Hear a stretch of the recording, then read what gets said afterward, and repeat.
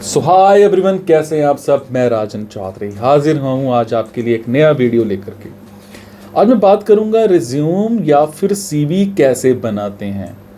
आपको प्रॉपर बताऊँगा रिज्यूम का जो फॉर्मेट है वो कैसे बनाते हैं। इस वीडियो को देख के आपको पता चलेगा कि रिज्यूम या फिर सीवी या बायोडाटा कैसे बनाते हैं। मैं आपको रिज्यूम में क्या लिखा जाता है और कैसे लिखा जाता है इसके बारे में भी आज बताऊंगा। आपको पता होगा और आपको पता चलेगा भी कि आप कहां से रिज्यूम के फॉर्मेट के टेम्पलेट डाउनलोड कर सकते हैं और कैसे आप आसानी से उसे एमएस वर्ड में बना सकते हैं, उस पर रिज्यूम बना सकते हैं एमएस वर्ड में। मैं जानता हूं कि नौकरी देने वाले कैसे सोचते हैं और मैं आपको यह बताऊंगा कि अंदर की बात जो है, ऐसे रिज्यूम टिप्स जो मेरे तजुर्बे से मैंने सीखे हैं। रिज्यूम के साथ साथ आपको यह भी जानकारी होनी चाहिए कि जॉब पोर्टल्स जो होते हैं उस पे नौकरी कैसे फाइंड आउट करते हैं। मैं बात करूंगा रिज्यूम का फॉर्मेट कैसे बनाएं, रिज्यूम में क्या लिखते हैं, रिज्यूम के सेक्शंस क्या क्या होते हैं, फ्रेशर्स रिज्यूम फॉर्मेट के बारे में बताऊंगा आपको। एक्सपीरियंस्ड के लिए रिज्यूम का कंटेंट लिखने का क्या तरीका होना चाहिए। मैं आपको आज ये बताऊंगा कि ऐसा फॉर्मूला जिससे आप आसानी से रिज्यूम का कंटेंट बनाना सीखेंगे। रिज्यूम एमएस वर्ड में कैसे बनाएं, आज आप ये सीखेंगे। मैं आपको बताऊंगा कुछ ऐसी वेबसाइट्स जहां से आप फ्री में रिज्यूम के टेम्पलेट्स डाउनलोड कर सकते हैं और उनको एमएस वर्ड में खोल करके अपना कंटेंट लिख सकते हैं। मैं बताता हूं आपको रिज्यूम बनाने के कुछ इजी टिप्स। कुछ लोग कहते हैं कि रिज्यूम का एक ही फॉर्मेट या एक ही टेम्पलेट होता है, पर मैं ये नहीं मानता।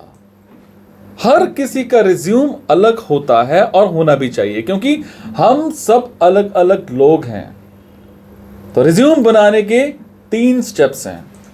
पहला स्टेप, रिज्यूम में क्या क्या लिखें ये पता करना। दूसरा स्टेप, रिज्यूम का कंटेंट कैसे लिखना है यह पता करना। तीसरा स्टेप, रिज्यूम फॉर्मेट कंप्यूटर में एमएस वर्ड में या पीडीएफ में कैसे बनाना है, यह स्टेप के बारे में बताऊंगा। अब पहले बात करते हैं कि रिज्यूम में क्या क्या लिखते हैं। मैंने काफी लोगों से बात करी है रिज्यूम के बारे में, और एक चीज जो मैंने काफी ज्यादा देखी है कि लोगों को पता ही नहीं चल रहा है कि रिज्यूम में क्या लिखना है। देखो, ये बात तो सबको पता है कि रिज्यूम में आपने क्या लिखना है या पढ़ाई करी है वो प्रॉपर लिखना है और अपने एक्सपीरियंस बताने हैं जो आपने काम किया है, तो उसके बारे में लिखना चाहिए आपको। पर ये काफी नहीं है, क्योंकि सब यही तो लिख रहे हैं। जो रिक्रूटर होता है या जॉब देने वाले जो होते हैं, उनके पास इतने रिज्यूम आते हैं कि जब तक आपका रिज्यूम अलग नहीं लगेगा तब तक आपको इंटरव्यू के लिए नहीं बुलाया जाएगा। इसलिए आपको अगर रिज्यूम अच्छा बनाना है तो आपको कुछ और लिखना होगा, कुछ अलग से, कुछ क्रिएटिव लिखना होगा। तो इसी बात पे मैं आपको रिज्यूम बनाने का पहला मंत्र देता हूं। क्या है? जिंदगी में कुछ किया है, सोच सोच के लिख दो। रिज्यूम आपकी जिंदगी का सार है। आपको सोच के वही बातें लिखनी है जिनसे आपकी खूबियां निखर के आए।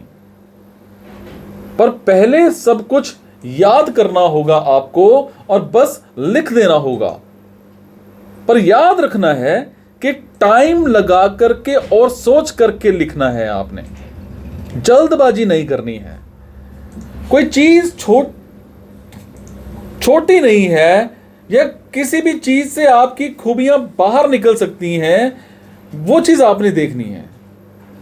जो भी आप लिखोगे उसी में से हम चीजें निकाल करके और रिज्यूम में डालेंगे। जिंदगी में आत्मचिंतन बहुत जरूरी है। जब तक आप सोचोगे नहीं अपने बारे में और अपनी जिंदगी के बारे में, तब तक आपकी खूबियां बाहर नहीं आ पाएंगी। इस पहले मंत्र से जो कुछ मिलेगा उससे हम रिज्यूम लिखेंगे।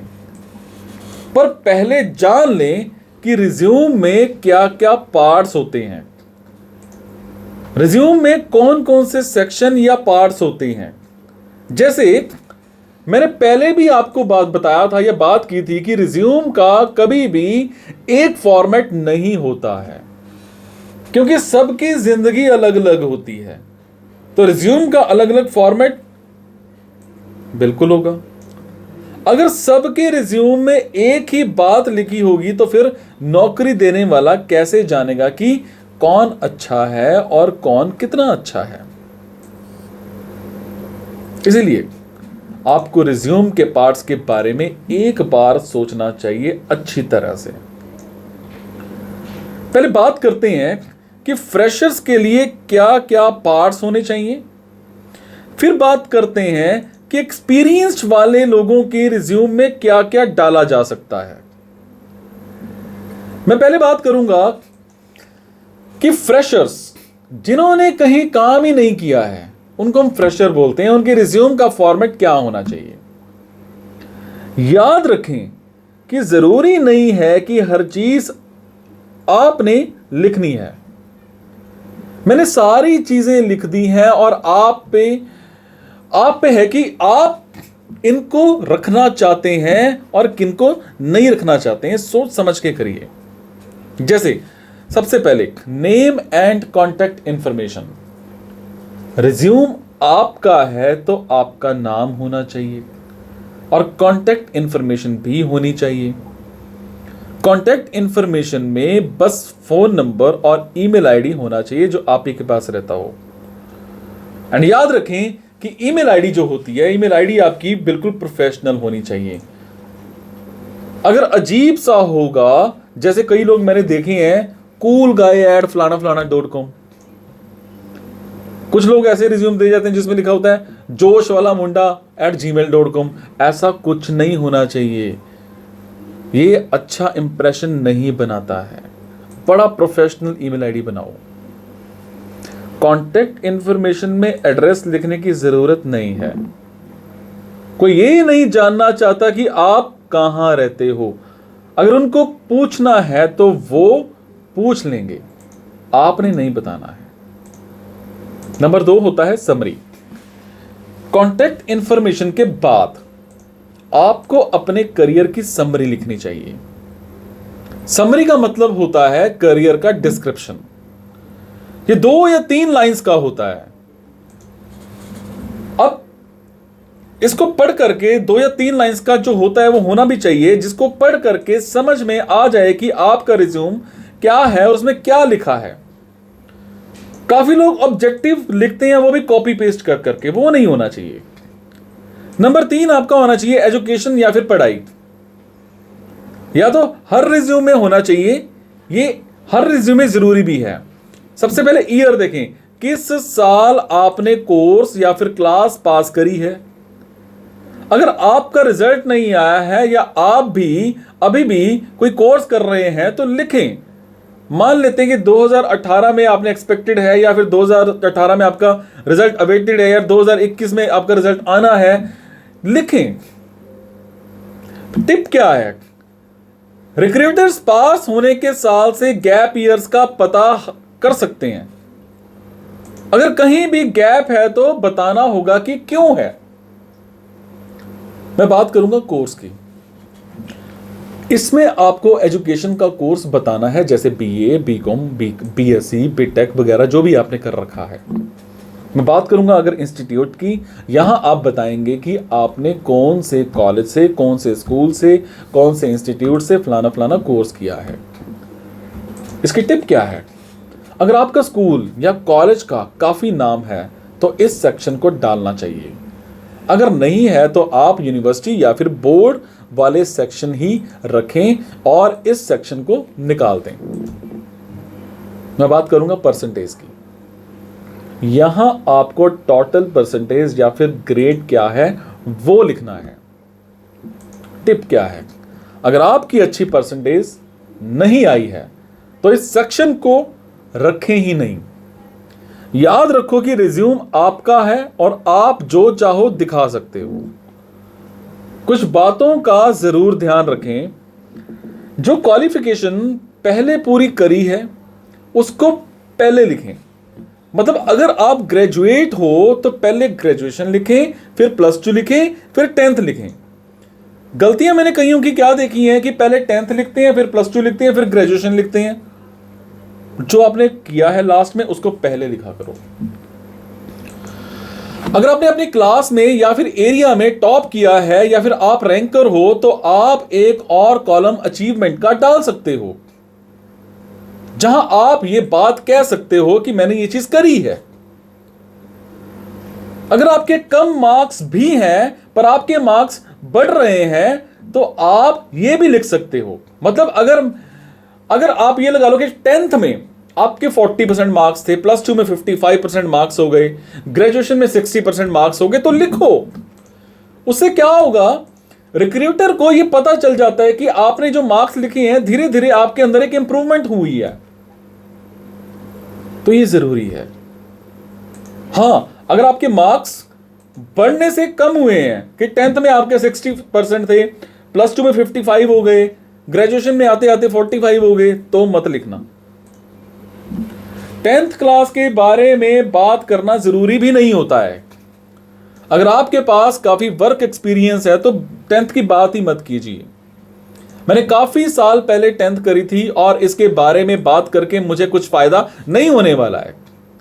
अगर मेरे 10th में नंबर अच्छे होते तो मैं एक बार सोच सकता था इसको रखने का, पर ऐसा नहीं है तो मैं नहीं लिखता अपने रिज्यूम के बारे में 10th में मैंने 10th करी है।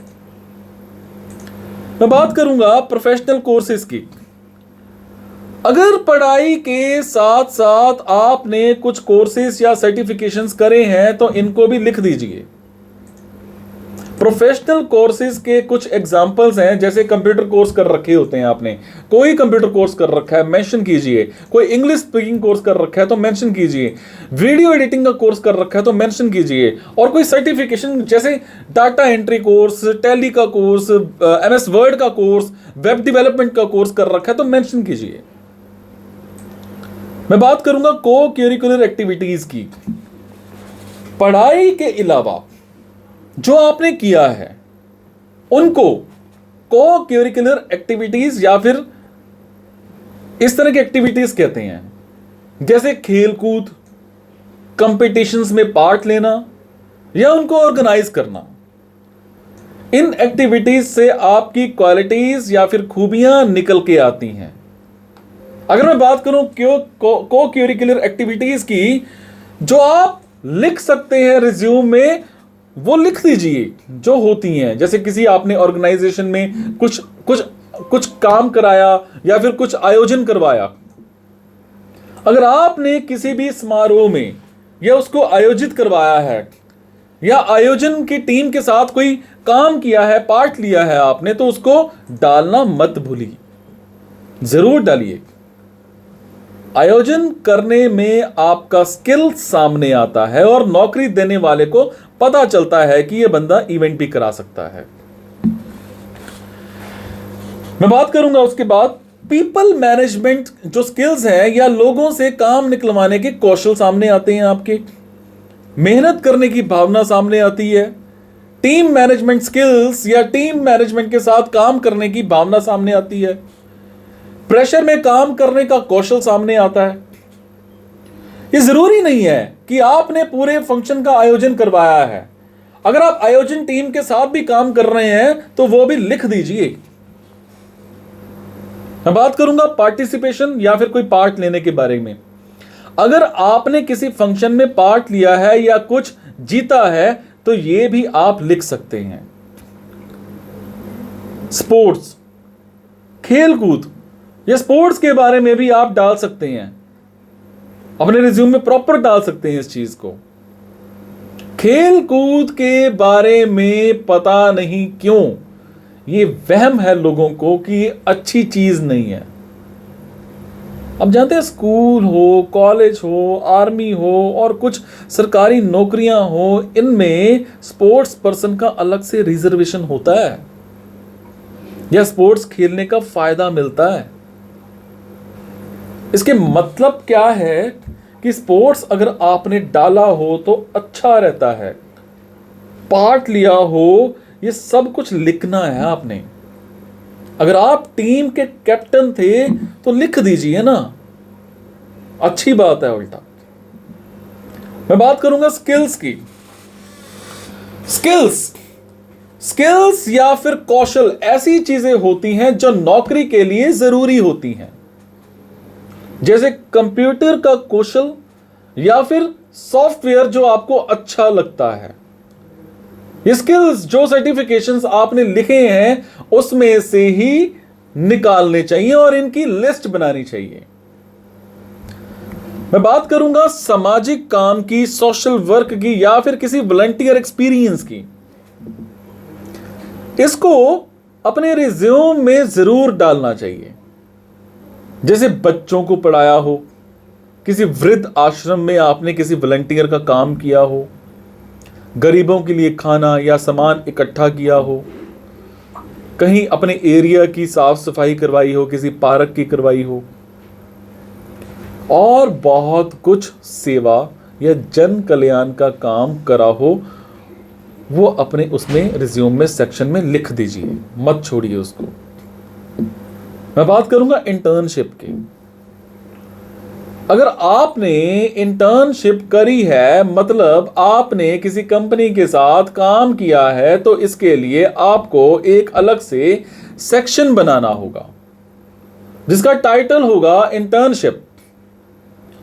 इंटर्नशिप को आप वर्क एक्सपीरियंस के सेक्शन में भी डाल सकते हैं, क्योंकि आप कंपनी में ही काम करते हैं और इससे आपको काम का एक्सपीरियंस जो है वो हो जाता है। इसके अलावा आपको इंटरव्यू के लिए कवर लेटर की भी जरूरत होती है। अगर आप फ्रेशर नहीं हो और आपने कुछ साल तक काम किया है तो फ्रेशर रिज्यूम से आपके रिज्यूम अलग होगा। जैसे वर्क एक्सपीरियंस की अगर मैं बात करूं, आपके पास वर्क एक्सपीरियंस है, इसलिए एजुकेशन से भी पहले आपको एक सेक्शन बनाना होगा, उसमें वर्क एक्सपीरियंस डालना होगा। वर्क एक्सपीरियंस का सेक्शन आपको अलग तरीके से लिखना होगा, अलग अलग फॉर्मेट्स में।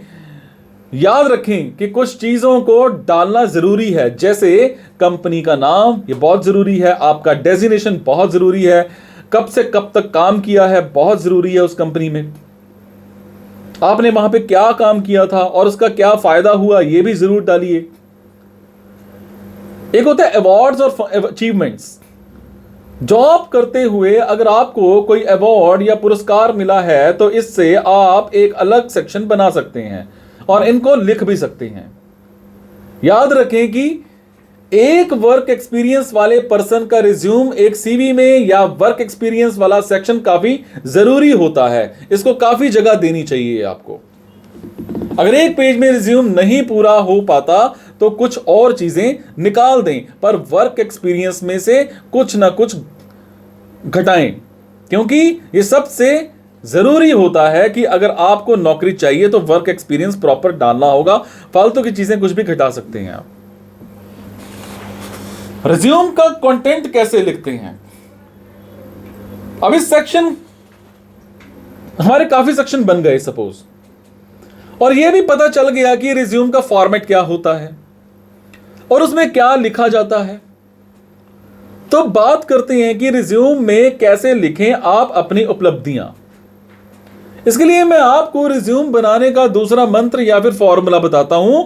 यह ध्यान देना है कि बस ये नहीं लिखना कि आपने क्या क्या पढ़ा, क्या जरूरी लिखना है और क्या आपने वहां पे काम किया, क्या क्या फायदा हुआ, ये आपने जरूर लिखना है। उस कंपनी को क्या बेनिफिट आपने दिया।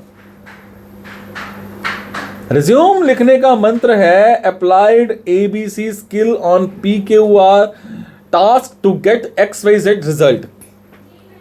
अगर मैं हिंदी में बताऊं तो अपने कौशल या स्किल का इस्तेमाल मैंने करा एक काम में और उसका यह फायदा हुआ। आपने जो किया है उसकी उपलब्धि के बारे में बात करना जरूरी है सीवी में।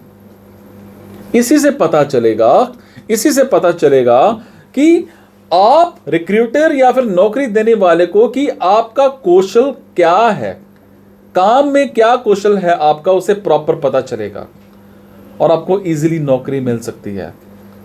याद रखें, नंबर्स बोलते हैं तो अपनी उपलब्धियां जितनी भी हैं उसमें हमेशा कुछ नंबर्स या आंकड़े डालें। अगर आपके नंबर्स अच्छे हैं तो,